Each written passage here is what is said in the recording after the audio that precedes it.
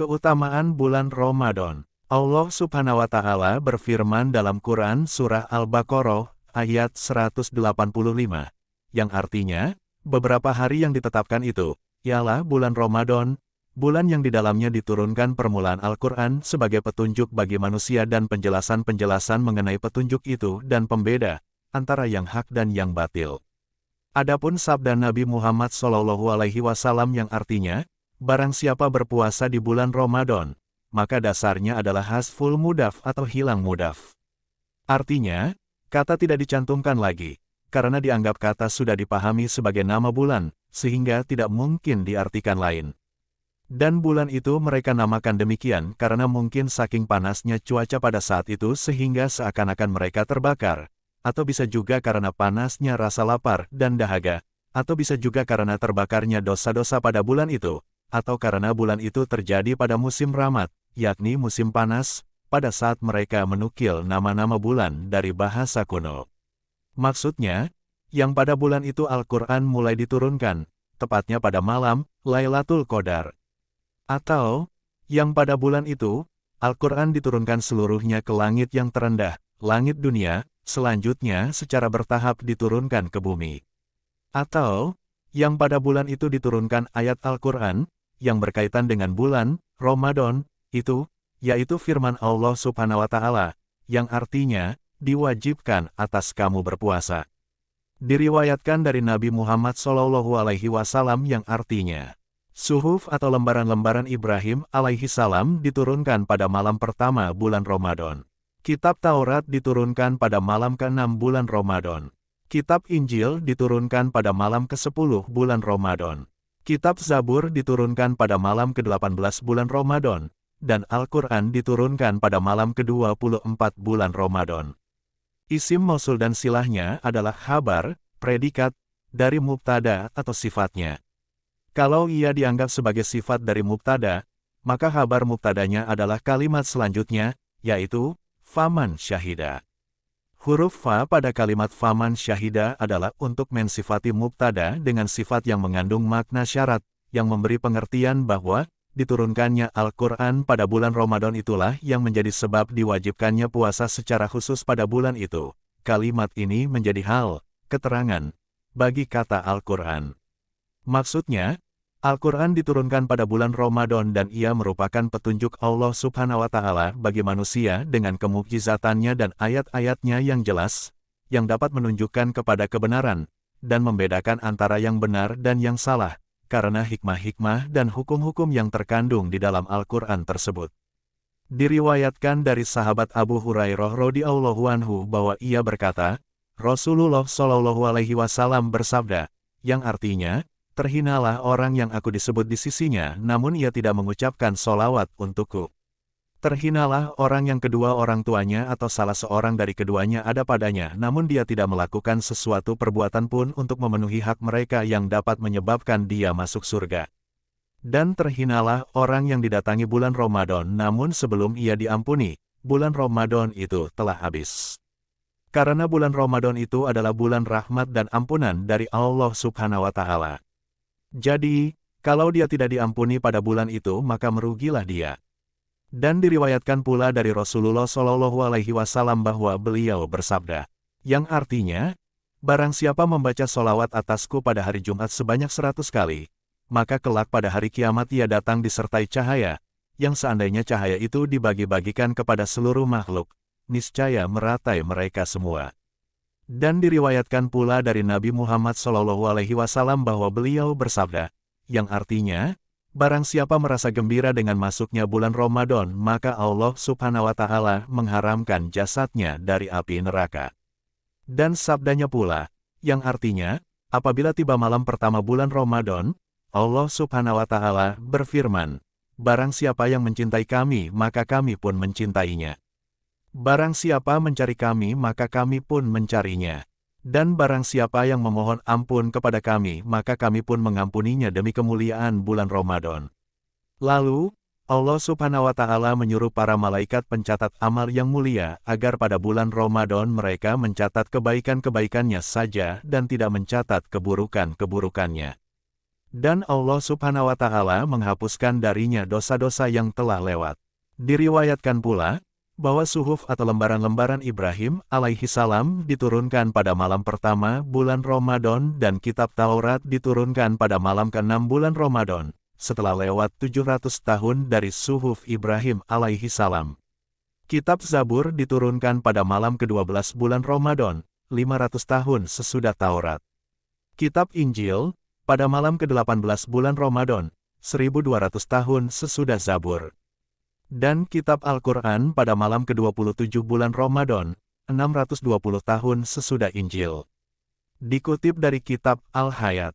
Dari Ibnu Abbas radhiyallahu anhu ia berkata, saya pernah mendengar Rasulullah Shallallahu alaihi wasallam bersabda, yang artinya, seandainya umatku mengetahui apa yang ada pada bulan Ramadan itu, niscaya mereka menginginkan agar tahun itu seluruhnya adalah bulan Ramadan.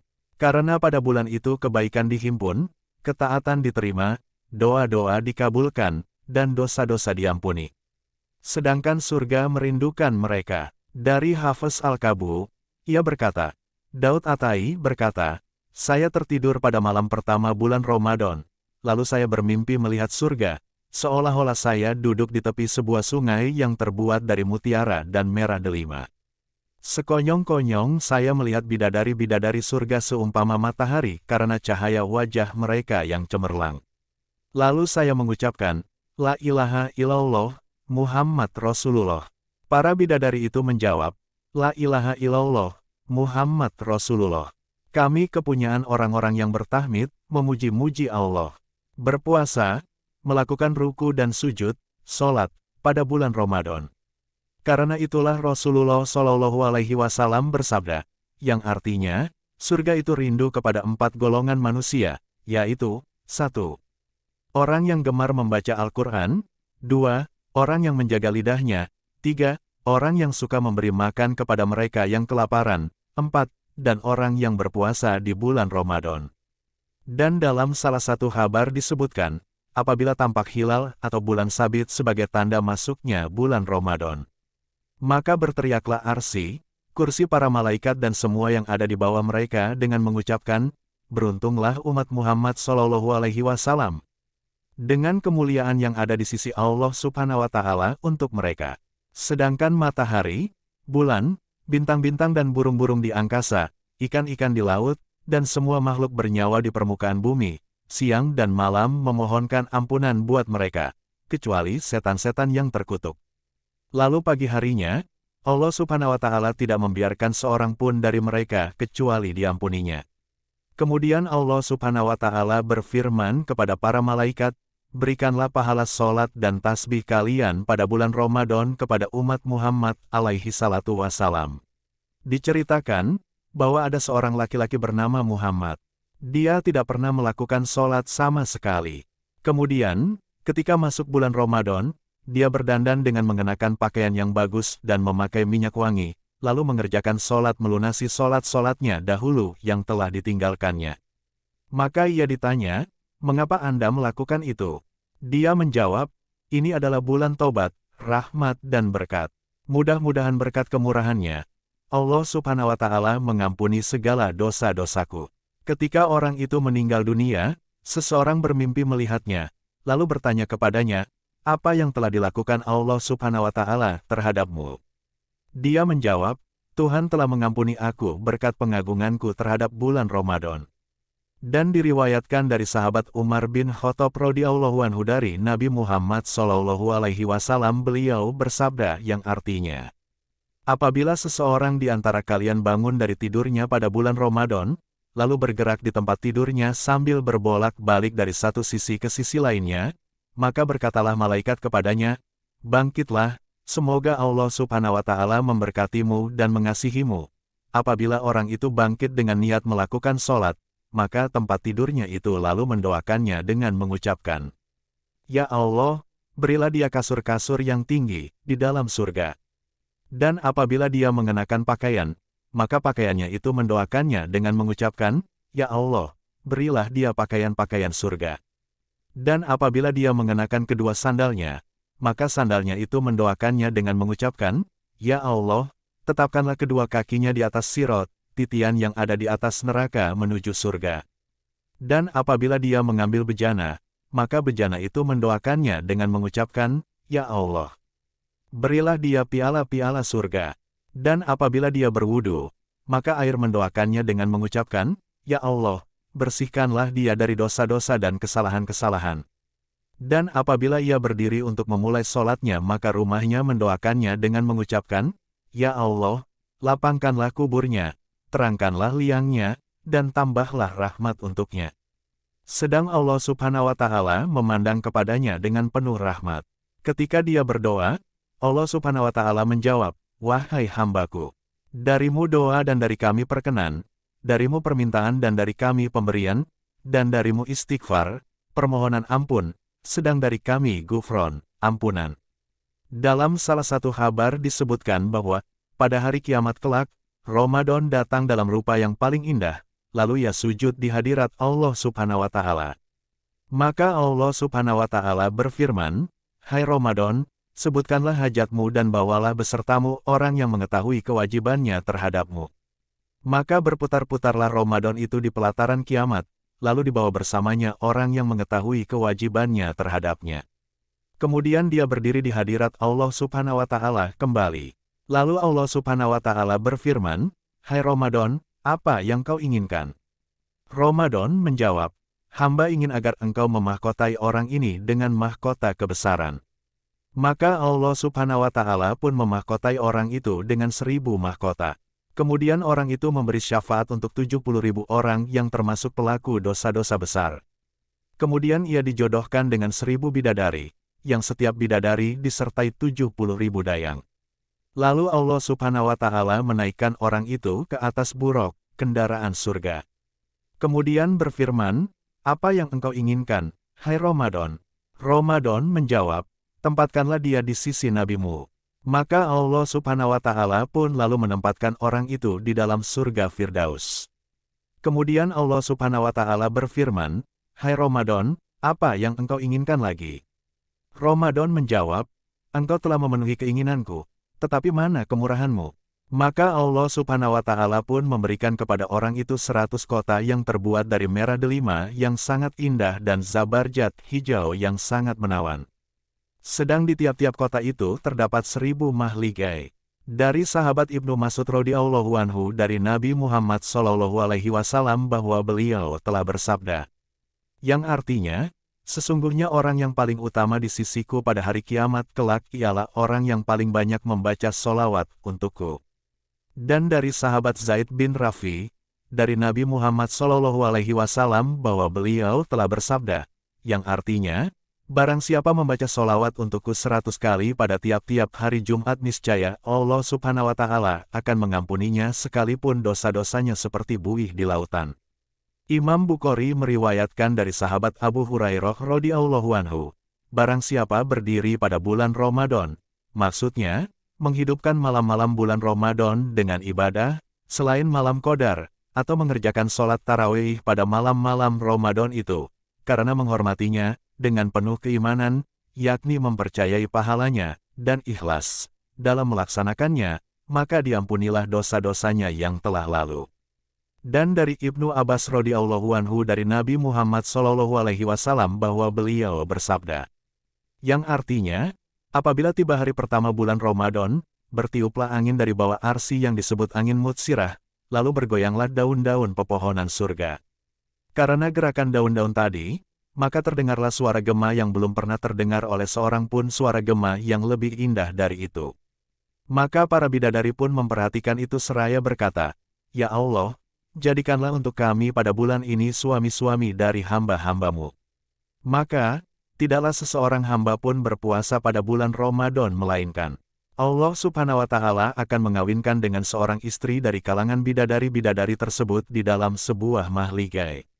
Sebagaimana firman Allah Subhanahu wa Ta'ala di dalam Al-Quran, yang artinya, bidadari-bidadari yang cantik jelita lagi putih bersih yang dipingit di dalam mahligai. Sedangkan setiap bidadari itu mengenakan 7 pakaian yang warnanya berbeda-beda. Dan untuk setiap wanita ada sebuah ranjang terbuat dari merah delima bertahtakan mutiara. Pada setiap ranjang terdapat 70 kasur dan 70 hidangan dari bermacam-macam makanan. Ini semua adalah untuk orang yang berpuasa pada bulan Ramadan, selain pahala amal-amal kebajikan lainnya yang telah dilakukannya. Karenanya, sudah selayaknya bagi seorang mukmin menghormati bulan Ramadan dan menjaga diri dari perbuatan-perbuatan keji, serta menyibukkan diri dengan perbuatan-perbuatan bakti kepada Allah Subhanahu wa Ta'ala, berupa sholat, membaca tasbih, berzikir, dan membaca Al-Quran. Allah Subhanahu wa Ta'ala pernah berfirman kepada Nabi Musa alaihi salam, "Sesungguhnya aku telah memberikan kepada umat Muhammad 2 cahaya agar mereka tidak dicelakai oleh 2 kegelapan." Musa bertanya, "Apakah 2 cahaya itu, ya Rob?" Allah Subhanahu wa Ta'ala menjawab, "Cahaya Ramadan dan cahaya Al-Quran." Musa bertanya pula, "Dan apakah 2 kegelapan itu, ya Rob?" Allah Subhanahu wa Ta'ala menjawab, "Kegelapan kubur dan kegelapan hari kiamat." Dari sahabat Anas bin Malik radhiyallahu anhu dari Nabi Muhammad SAW bahwa beliau telah bersabda, yang artinya, barang siapa menghadiri majelis ilmu pada bulan Ramadan, Allah Subhanahu wa Ta'ala akan mencatatkan baginya untuk setiap langkah yang dilangkahkannya, ibadah 1 tahun, dan dia akan berada bersamaku di bawah arsy. Dan barang siapa selalu mengerjakan sholat 5 waktu secara berjamaah pada bulan Ramadan, Allah Subhanahu wa Ta'ala akan memberikan kepadanya untuk tiap-tiap 1 rakaat. Sebuah kota yang penuh dengan nikmat-nikmat Allah Ta'ala. Barang siapa berbuat baik kepada ibu bapaknya pada bulan Ramadan, ia akan memperoleh pandangan rahmat dari Allah Subhanahu wa Ta'ala, dan aku menjamin dia masuk surga. Tidaklah seseorang wanita mencari ridho suaminya pada bulan Ramadan, melainkan dia akan memperoleh pahala seperti pahalanya Maryam dan Asiyah. Dan barang siapa memenuhi hajat saudaranya yang muslim pada bulan Ramadan, Allah Subhanahu wa Ta'ala akan memenuhi 1000 hajatnya pada hari kiamat. Dari sahabat Abu Hurairah radhiyallahu anhu, Rasulullah Shallallahu alaihi wasallam telah bersabda, yang artinya, barang siapa memasang lampu di salah satu masjid Allah Subhanahu wa Ta'ala pada bulan Ramadan, dia akan memperoleh cahaya di dalam kuburnya, dan dicatatkan baginya pahala orang-orang yang sholat di dalam masjid itu, serta didoakan oleh para malaikat, dan dimohonkan ampunan oleh para malaikat pemanggul arsy, selama lampu itu masih berada di dalam masjid tersebut. Diriwayatkan dari Nabi Muhammad SAW bahwa beliau bersabda, yang artinya, apabila tiba malam pertama bulan Ramadan, setan-setan dan jin-jin yang durhaka semuanya dibelenggu. Pintu-pintu neraka ditutup tanpa ada 1 pintu pun yang terbuka. Pintu-pintu surga dibuka tanpa ada 1 pintu pun yang tertutup. Dan Allah Subhanahu wa Ta'ala pada setiap malam dari bulan Ramadan itu, berfirman 3 kali, "Apakah ada orang yang meminta? Maka akan aku beri permintaannya itu. Apakah ada orang yang bertobat? Maka akan aku terima tobatnya itu. Apakah ada orang yang memohon ampun? Maka akan aku ampuni dia." Dan Allah Subhanahu wa Ta'ala membebaskan pada setiap hari dari bulan Ramadan itu 1.000.000 tawanan dari neraka, yang seharusnya diazab. Dan apabila tiba hari Jumat di bulan Ramadan, Allah Subhanahu wa Ta'ala membebaskan di setiap jam 1.000.000 tawanan dari neraka. Dan apabila tiba hari terakhir dari bulan Ramadan, Allah Subhanahu wa Ta'ala membebaskan sebanyak orang yang telah dibebaskan sejak awal bulan hingga akhir bulan Ramadan. Hukum berpuasa pada hari Syak atau ragu-ragu antara masuk Ramadan atau belum ada 7 macam. 3 di antaranya boleh tetapi makruh, 3 lagi boleh dan tidak makruh, dan 1 tidak boleh sama sekali. Adapun yang 3 macam pertama, boleh tapi makruh, itu adalah 1. Berpuasa hari Syak dengan niat puasa Ramadan. 2. Berpuasa pada hari Syak dengan niat menunaikan kewajiban puasa yang lain. 3.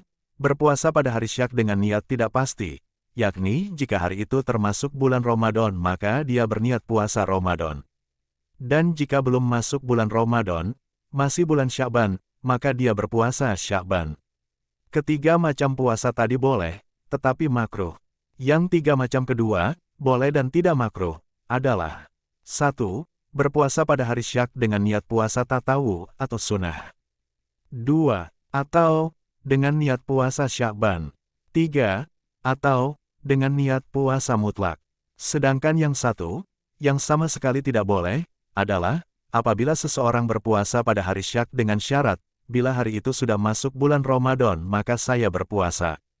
Tetapi kalau belum maka saya tidak berpuasa. Puasa bersyarat seperti ini sama sekali tidak boleh.